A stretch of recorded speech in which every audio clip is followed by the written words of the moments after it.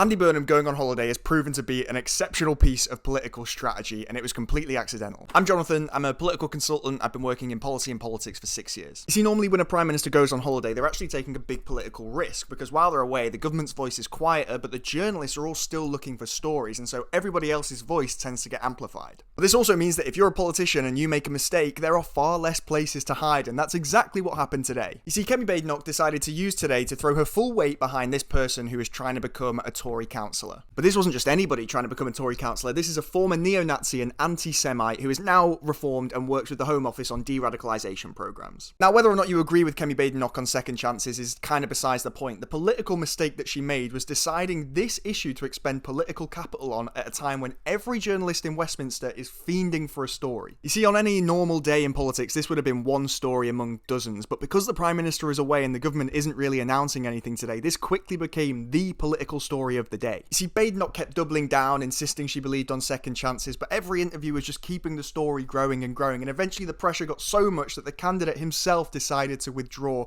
which basically left Kemi looking like she'd lost control of the situation completely. And ironically, Andy Burnham being on holiday just made the situation 10 times worse, because there is nothing else for anyone to focus on, so something that should have just been a sideshow actually ends up just dominating the news coverage. See, the lesson here I think is very simple, okay? In politics, attention is a resource, and you need to be very, very careful with it, because when there's nothing else competing for attention, every mistake you make gets amplified.